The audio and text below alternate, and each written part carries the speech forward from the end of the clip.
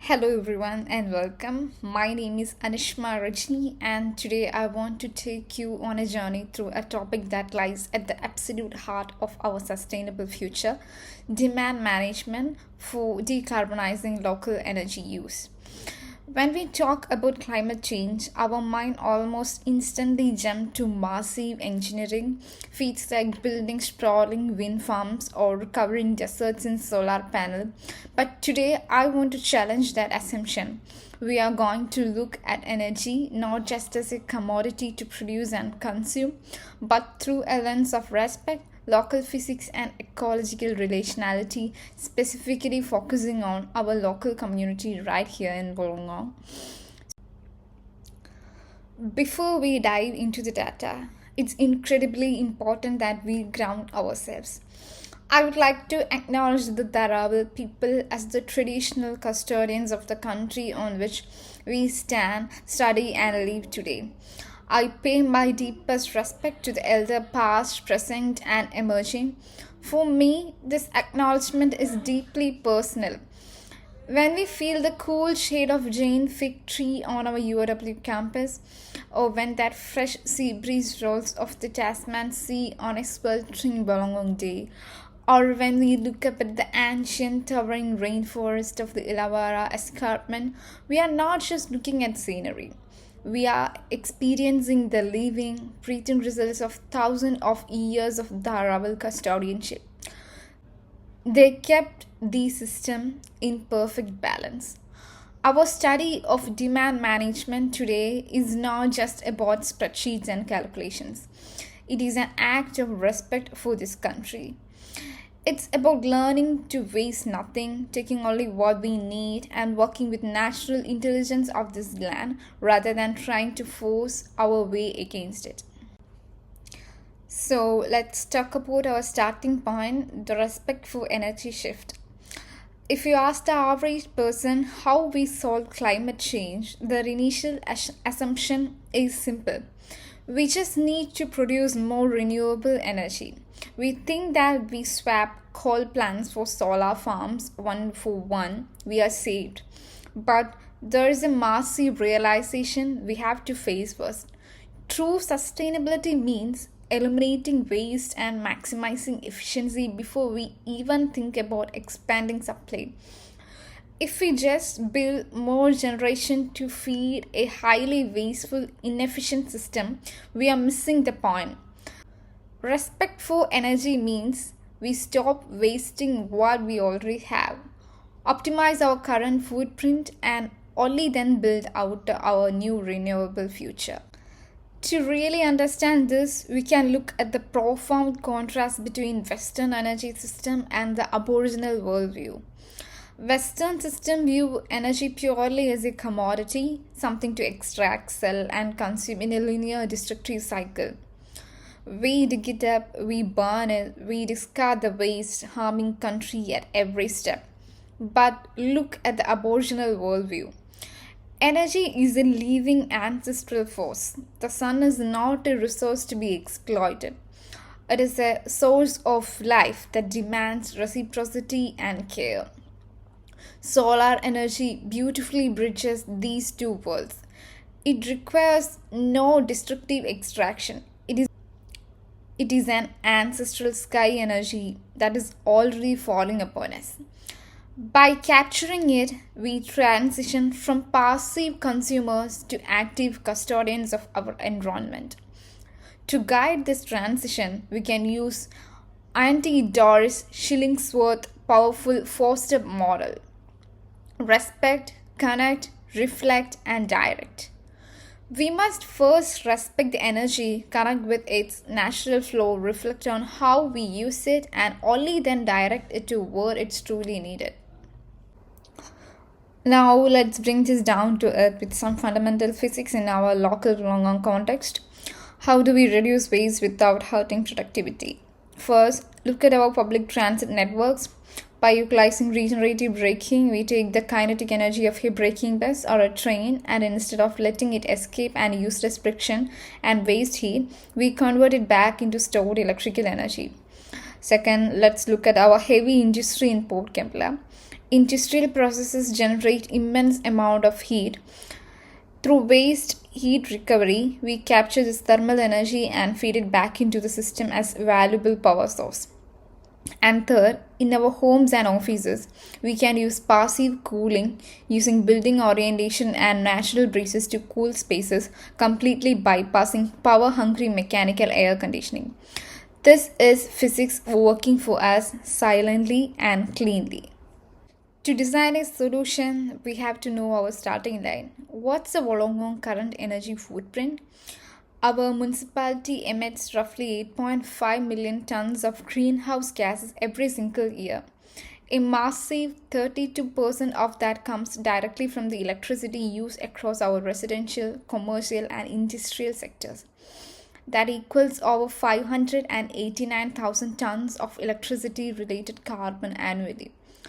If we look at our population of roughly 225,000 people across 89,000 households, our baseline electricity consumption is a staggering 893 gigawatts hour per year. To put that in a perspective, our current rooftop solar installations only covers a tiny 4.2% of this baseline. This massive gap is exactly why demand management is not optional, it is the only realistic way we can close this divide. So, what happens if we actually deploy these demand management strategies? Let's look at the data calculated using Clean Energy Regulator's latest emission factors. If we implement strategy 1, urban greening and passive cooling, we know cooling accounts for 35% of household electricity. Increasing our city's tree canopy by just 10% cools the urban environment, saving 26 gigawatt hours of energy and avoiding over 17,000 tons of carbon dioxide per year. Under strategy 2, commercial building efficiency. Upgrading to LED lighting and smart HVAC systems can shave off 15% of commercial electricity, saving 59 gigawatt hours and avoiding nearly 39,000 tons of carbon dioxide. And strategy 3, industrial waste heat recovery. Capturing just a conservative 5% of waste heat in our industrial sector saves a massive 149 gigawatt hours, avoiding over 98,000 of tons carbon. Combine these realistic, highly achievable steps save 234 gigawatt hour per year. That is 26% of our entire residential, commercial, and baseline wiped off the grid. But decarbonization is not just about wires and grids. It's also about the earth beneath our feet. Let's look at what I call the hidden giant. Our global carbon stocks. Most people think the atmosphere or our massive global forest holds most carbon, but look at the numbers. While our vegetation holds 560 gigatons of carbon and the entire atmosphere holds 800 gigatons, our soil holds a mind-boggling 2,500 gigatons. That is more carbon than the atmosphere and all of the world's vegetation combined. The soil is our greatest, most powerful natural carbon sink. At the heart of this giant carbon sink is soil organic matter or SOM. Even though it makes up just 2 to 10% of our total soil mass, it's absolutely critical. 58% of this organic matter is pure stored carbon. But look at what we have done through the intensive modern cultivation. Historically, cultivated soil have lost 50 to 70% of their carbon. Why? Because of when we plow and cultivate the earth, we expose the deep, delicate topsoil to harsh UV light and oxygen. The stored carbon oxidizes almost instantly, bonding with oxygen and releasing as gaseous carbon dioxide into the air. We have accidentally turned our planet's greatest carbon sink into a massive source of global warming. How do we reverse this? We look back to the natural intelligence of the land. First, we must protect our soils from UV exposure by maintaining continuous ground cover. Second, we let dead plant matter lie and decomposes naturally, returning organic carbon back to the soil profile. And third, we must protect our delicate underground fungal networks, the mycelium, which act as the natural pipeline, transporting and locking carbon deep underground. By doing this, we boost our net primary productivity or NPP, which is the rate at which an ecosystem captures and stores carbon through photosynthesis. And we are incredibly lucky in Australia. Our coastal rainforests have an NPP over 2000 grams of carbon per square meter per year. That is one of the highest carbon capture rate on the entire planet. Restoring our local coastal ecosystem is quite literally one of the most powerful climate tools we possess. Now, let's connect this back to our living spaces and look at the urban heat island effect. On a hot summer day in Wollongong, urban areas can be 4 to 7 degrees hotter than surrounding rural bushland. Why does this happen? It comes down to low albedo materials. Dark asphalt roads and concrete roofs absorb up to 90% of solar radiation. Using the heat capacity formula, Q equals mc delta T, we know that these dense, heavy urban materials stores a massive amount of thermal energy during the day. At the night, while surrounding bushland cools down rapidly, our concrete city slowly radiates all the trapped heat back into the air. This creates a dangerous feedback loop. Hotter cities drive up the demand for air conditioning, which draws more grid electricity, which releases more carbon, heating our climate even further. But nature has already solved this problem. Trees act as nature's own air condition through a process called evapotranspiration. A single healthy tree can use up to 75% of its absorbed solar energy simply to evaporate water from its leaves. This cooling process is governed by latent heat equation Q equals ml. Instead of turning solar radiation into sensible heat that warms up the city, the tree absorbs that energy and converts into latent heat, releasing cool, refreshing water vapor. By strategically planting trees around our building, we can cut our air conditioner energy demands by 30 to 70%. It is simple, elegant, and incredible beautiful physics in action. So, what does a cooler climate resilient Wollongong actually look like? It means tree shading that slashes radiant surface temperature by up to 9 degrees, making our street walkable again. It means expanding our urban canopy by just 10%, which has been shown to reduce city-wide temperature by a massive 4 degrees. And it means installing green roofs on our commercial building, which can slash first floor cooling demands by up to 70%. These are not hypothetical dreams. They are highly practical, measurable design choices that we can implement right now to permanently reduce our grid demand.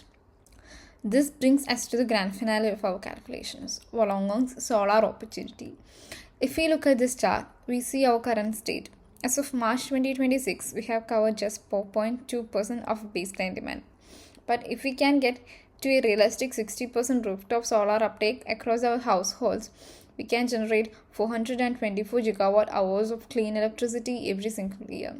That would cover nearly 48% of our baseline and prevent almost 280,000 tons of carbon from entering our atmosphere. And if we push to our theoretical maximum 100% rooftop solar coverage, we would generate 706 gigawatt hours.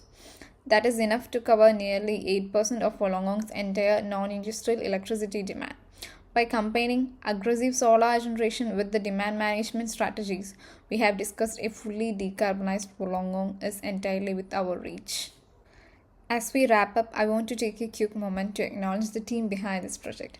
From the deep literature research and data analysis to the script writing, visual design, mathematical calculations, presentation, and video editing, this has been an incredible, rewarding solo journey of learning and discovery. In closing, let's remember our 3 core steps. First, we must respect energy by managing our demand through physics-based solutions first. Second, we must restore ecosystem by protecting our soils and letting our native coastal rainforests do what they do best.